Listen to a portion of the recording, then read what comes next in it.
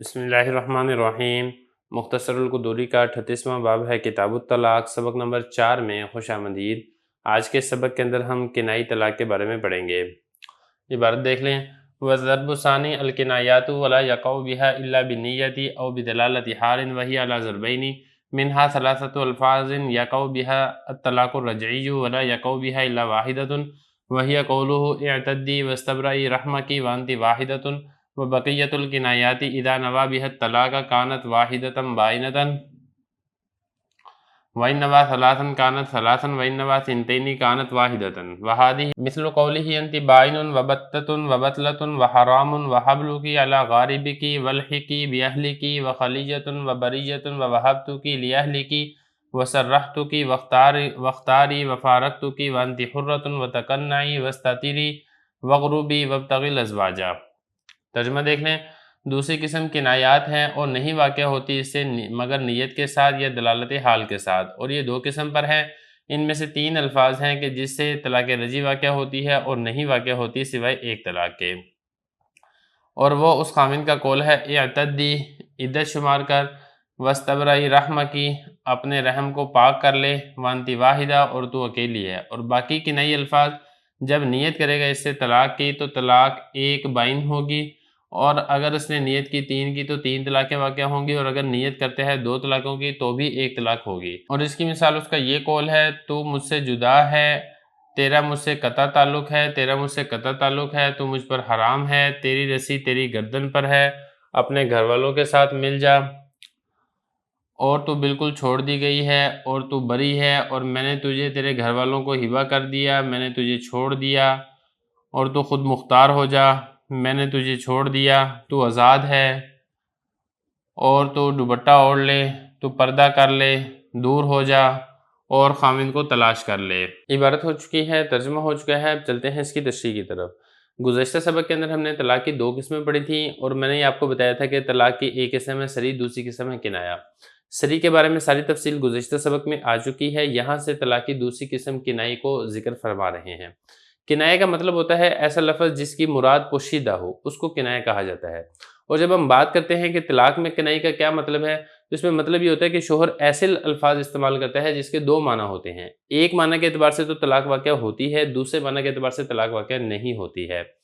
تو اگر کوئی ایسے کنائی لفظ سے طلاق دی ہے تو 2 کنڈیشن میں سے کوئی ایک کنڈیشن پائی جائے گی، 2 چیزوں میں سے کوئی ایک چیز پائی جائے گی تو پھر تو طلاق واقع ہوگی۔ اگر دونوں ہی چیزیں نہیں پائی جا رہی ہیں تو طلاق واقع نہیں ہوگی۔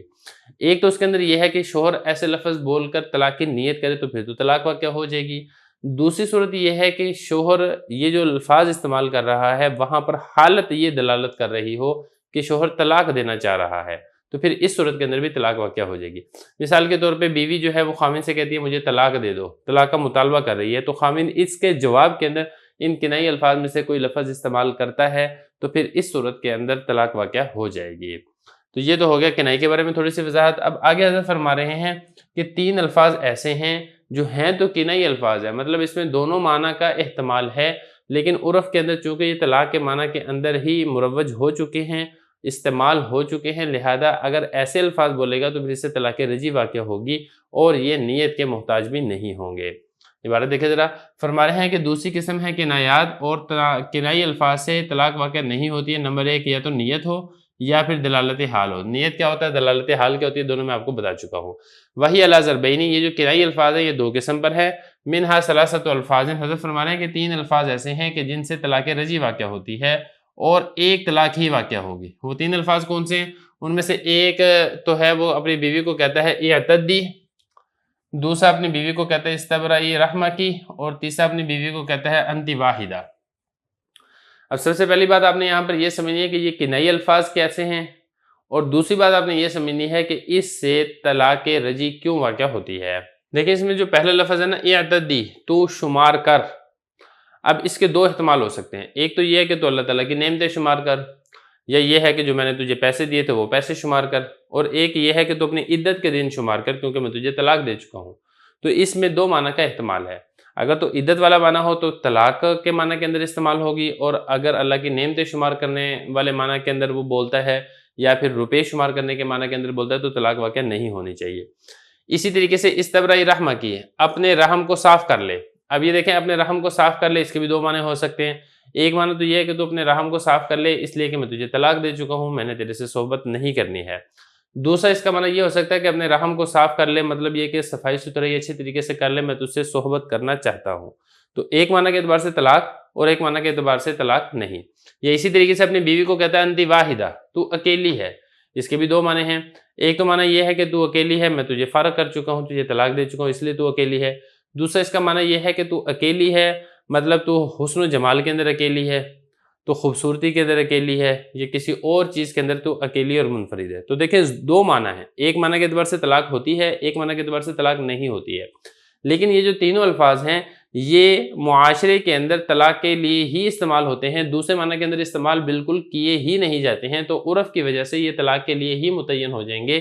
تو جب یہ طلاق کے لیے متعین ہو چکے ہیں تو پھر یہ کنائی لفظ رہے ہی نہیں ہیں، بلکہ یہ صریح الفاظ بن چکے ہیں، لہذا ان الفاظ سے بغیر نیت کے بھی طلاق واقع ہو جائے گی، اور ان الفاظ سے اگر 3 کی نیت کرتا ہے، 2 کی نیت کرتا ہے تو اس نیت کا اعتبار نہیں ہوگا اور ایک طلاق رجعی ہی واقع ہوگی، وہی والا حکم لاگو ہوگا جو کہ حکم طلاق صریح کا ہے۔ تو یہ فرما رہے ہیں کہ 2 قسم پر ہیں، 3 الفاظ ایسے ہیں جس سے طلاق رجعی واقع ہوتی ہے اور ایک طلاق ہی واقع ہوتی ہے، ایک طلاق کے علاوہ واقع نہیں ہوتی ہے، اور وہ الفاظ کون سے ہیں؟ اعتدائی، استبرائی، رحمہ کی اور انتی واحدہ۔ آگے دیکھیں وبقیت الکنایات، باقی کنائی الفاظ۔ یہ جو 3 جملے تھے نا یہ تو آپ نے پڑھ لیے تھے، ان 3 جملوں کے اندر جو 3 الفاظ تھے اس کے بارے میں آپ کو میں نے بتا دیا تھا کہ اگرچہ یہ کنائی الفاظ ہے لیکن ان سے طلاق رجعی واقع ہوتی ہے۔ اس کے علاوہ جو باقی کنائی الفاظ ہیں اس کے بارے میں حضرت فرما رہے ہیں کہ اگر تو طلاق کی نیت کرے گا تو پھر ایک طلاق بائن واقع ہوگی، اور اگر 3 طلاقوں کی نیت کرتا ہے تو 3 طلاق بائن واقع ہوں گی، اور اگر 2 طلاقوں کی نیت کرتا ہے تو پھر تب بھی ایک طلاق بائن ہی واقع ہوگی۔ وجہ کیا ہے؟ وجہ وہی والی ہے جو گزشتہ سبق کے اندر آ چکی ہے کہ یا تو فرد حقیقی مراد ہوگا ایک طلاق، یا پھر فرد حکمی مراد ہوگا 3 طلاقیں، اور جو 2 طلاق ہیں نہ تو یہ فرد حقیقی ہے نہ ہی یہ فرد حکمی ہے، لہذا 2 کی نیت کرنے کی صورت میں بھی ایک طلاق بائن ہی واقع ہوگی۔ اب اس کے الفاظ کچھ حضرت نے ذکر کیے ہیں، ان میں سے ایک لفظ کیا ہے؟ ایک لفظ ہے بائن۔ بائن یہ بینونت سے ہے، اور بینونت کا مطلب ہوتا ہے جدا ہونا، الگ ہونا۔ اسی طریقے سے ایک لفظ ہے بتتن، ایک لفظ ہے بتلتن۔ بتہ یبتو بھی ہے اور بتہ یبتو بھی ہے، باب ضربہ سے بھی آتا ہے، باب نصرہ سے بھی آتا ہے، اور اس کا مطلب ہوتا ہے کاٹنا۔ انتی بتتن یا انتی بتلتن، اس کا مطلب ہے کہ تو کٹی ہوئی ہے۔ اب دونوں معنی کے احتمال ہو سکتے ہیں، ایک معنی اس میں یہ ہو سکتا ہے کہ تو کٹی ہوئی ہے اس لیے کہ میں نے تجھے طلاق دے چکا ہوں، تو اب مجھ سے بالکل جدا ہے، میری تیری قطع تعلقی ہے، یا دوسری یہ ہے کہ تو کٹی ہوئی ہے، میری تیرے سے ناراضگی ہے، لیکن ناراضگی وہ والی نہیں جو طلاق والی ناراضگی ہے۔ تو دونوں معنی کے احتمال ہے، لہذا یہ کنائی الفاظ ہے۔ یا اسی طریقے سے اپنی بیوی کو کہتا ہے انتی حرام، تو حرام ہے۔ اب حرام ہے اس کا بھی کئی معنی ہو سکتے ہیں، اس کا ایک معنی تو یہ ہو سکتا ہے کہ تو حرام ہے، میں تجھے طلاق دے چکا ہوں، یا اس کا یہ معنی ہو سکتا ہے کہ تو حرام ہے، میں تجھے ماروں گا نہیں، تیرا مارنا میرے اوپر حرام ہے، یہ اس طریقے سے کوئی بھی معنی ہو سکتا ہے۔ یہ اسی طریقے سے کہتا ہے حبلکی علی غاربکی، تیری رسی تیری گردن کے اوپر ہے۔ اصل میں عرب میں یہ ہوتا تھا کہ جب کسی اونٹنی کو آزاد کرتے تھے تو اس کی جو رسی تھی اس کی گردن پر ڈال دیتے تھے، تو یہ علامت ہوتی تھی کہ یہ والی اونٹنی آزاد ہے مالک کی طرف سے۔ تو اگر وہ یہ کہتا ہے اپنی بیوی کو تو اس میں بھی طلاق کا بھی احتمال ہے، غیر طلاق کا بھی احتمال ہے، لہذا اگر طلاق کی نیت کرے گا تو طلاق واقع ہو جائے گی۔ یہ اسی طریقے سے کہتا ہے اپنے گھر والوں کے پاس چلی جا، اپنے گھر والوں سے مل جا۔ اب اس میں بھی 2 معنی کا احتمال ہے، ایک تو یہ ہے کہ اس لیے کہ میں تجھے فارغ کر چکا ہوں، ایک اس کے اندر یہ ہے کہ تو اپنے گھر والوں کے پاس چلی جا، وجہ کیا ہے کہ تو ان سے ملاقات کر کے آ جا، جب میں کہیں کام جا رہا ہوں اس لیے تو چلی جا۔ یہ اسی طریقے سے اپنی بیوی کو کہتا ہے انتی خلیجتن۔ اب خلیجہ یہ خلون سے ہے، خلا یخلو اس کا مطلب ہوتا ہے خالی ہونا، کہ تو خالی ہے مطلب یہ کہ میں تجھے فارغ کر چکا ہوں، تجھے چھوڑ چکا ہوں، یا پھر یہ ہے کہ تو خالی ہے تو عقل سے خالی ہے، دماغ سے خالی ہے، کچھ بھی اس کا معنی ہو سکتا ہے۔ تو ذو معنی ہے تو لہذا اس وجہ سے بھی نیت ہوگی تو طلاق ہوگی، نیت نہیں ہوگی تو طلاق نہیں ہوگی۔ یا اپنی بیوی کو کہتا ہے کہ تو بری ہے، یعنی تو بری ہے، اب تیری ذمہ داری میرے اوپر نہیں ہے، میں تجھے طلاق دے چکا ہوں۔ یا یہ کہ تو بری ہے، تو جو بھی کام کرے گی اپنی ذمہ داری کے اوپر کرے گی، میں اس کا جواب دہ نہیں ہوں گا۔ یا کہتا ہے کہ وہبتک لاہلک، میں نے تجھے تیرے گھر والوں کو ہبہ کر دیا، یہ والا لفظ بھی ذو معنی ہے، نیت ہوگی تو طلاق ہوگی، نیت کے بغیر طلاق نہیں ہوگی۔ یا اپنی بیوی کو کہتا ہے سرحتک، میں نے تجھے چھوڑ دیا، یہ والا لفظ بھی اگرچہ ذو معنی ہے، نیت ہو تو طلاق ہوگی، لیکن یہ والا جو لفظ ہے یہ طلاق رجعی سے ہوگی، اگرچہ حضرت نے یہاں پر لکھا یہ ہے کہ طلاق بائن ہوگی، لیکن جو صحیح بات ہے وہ یہ ہے کہ یہ صرف اس سے طلاق معنی میں ہی استعمال ہوتا ہے، لہذا اس سے طلاق رجعی واقع ہوگی۔ یہ اسی طریقے سے کہتا ہے اختاری، تو اپنے آپ کو اختیار کر لے۔ یہ کہتا ہے فارغتک، میں نے تجھے چھوڑ دیا، اس میں بھی یہی ہے۔ کہ اگرچہ حضرت نے اس کو بائن میں سے شمار کیا لیکن صحیح یہ ہے کہ اس سے طلاق رجعی واقع ہوگی۔ یا اپنی بیوی کو کہتا ہے انتی حرہ، تو آزاد ہے، یا اپنی بیوی کو کہتا ہے تکنعی، تو دوپٹہ اوڑھ لے، یا کہتا ہے کہ تو پردہ کر لے، دور ہو جا، شوہر تلاش کر لے۔ یہ چونکہ کنائی الفاظ ہیں لہذا اگر نیت ہوگی تو طلاق واقع ہوگی، اگر نیت نہیں ہے تو طلاق واقع نہیں ہوگی۔